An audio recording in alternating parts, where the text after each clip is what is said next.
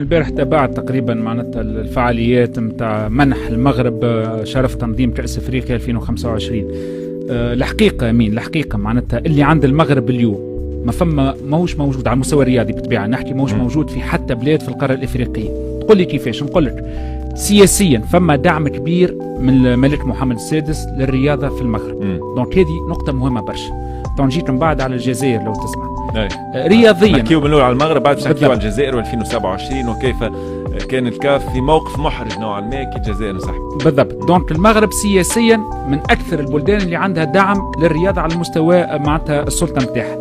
رياضيا ما نجموش نحكيو على منتخب مغربي كاتريام مونديال، منتخب البنات نتاع المغرب لاول مره في التاريخ يترشح للدور الثاني في كاس العالم. نحكيو على اصناف الشابه في المنتخبات العربيه، نحكيو المنتخبات المغربيه، نحكيو على ايضا مين معناتها الوداد على دي ستار في الانديه الاوروبيه، الوداد والرجال اللي يعملوا فيه على مستوى معناتها تشامبيونز ليج والكاف.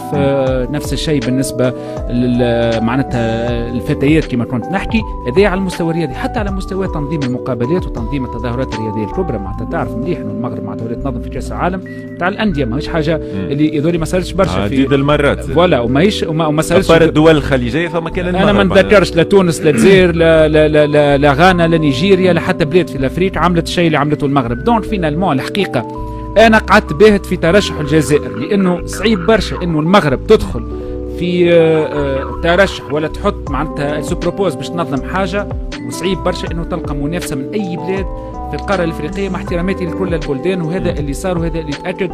دونك الحقيقه امبلومون ميريتي بالنسبه للمغرب، ما نستحقش اني انا باش نزيد نقول اكثر من هكا، ولكن نتصور انه المغرب اكثر بلاد تنجم تكون جاهزه لتنظيم كاس افريقيا القادمه 2000.